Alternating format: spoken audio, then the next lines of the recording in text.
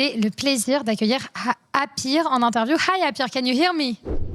Yes, hello. Wonderful. Hi. We've seen you. I'm glad to have you in interview here because we've seen you, with your player cam, the whole series, and it was so fun to watch you and your reactions. So this is going to be my first questions. I wanted to know, how are you handling emotions? You're playing duelist, you're on front line, but we also see you being very expressive throughout the round. So do you put in, energy for the boys in the comms, and how are you handling all of that basically? I mean, yeah. I mean, I'm a very eccentric person, I guess. So there's always a lot of energy and a lot of, maybe a little stress, maybe little nerves. But it's like, for me, it's default. I always have this. So I learned how to play with it, and actually, it's fitting pretty well for duelist, because obviously you have to think about a billion things at the same time.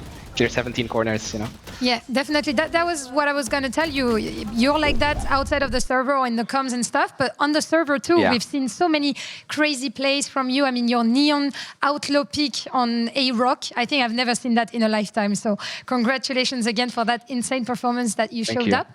I wanted to know how it has been for you so far, taking the space of Spike, having to adapt with the team in such a short period of time. How has it been going with the boys so far?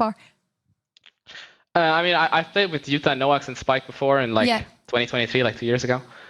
And I know from experience with Spike that he's a very good player, but he's just not a very vocal duelist.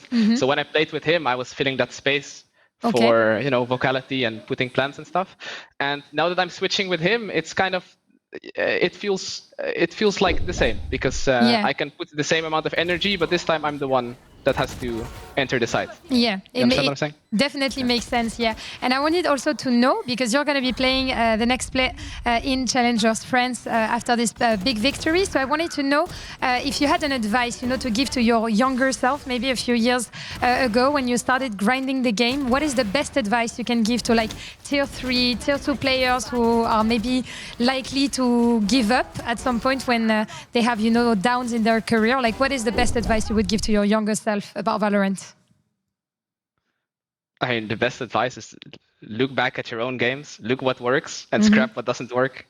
Don't listen to anybody saying some bullshit, some superficial stuff, Okay. Just think about what you think is gonna work and follow your own dream, and it will work out. I think those are pretty wise words on your side. And last question, I wanted to ask you about, the other teams. I want to have your opinion also on who would be the best representative for France, I mean for Challengers France, to Challengers EMEA and potentially Ascension. Who do you see representing France, apart from your team, of course, in Challengers EMEA for Ascension? Yeah.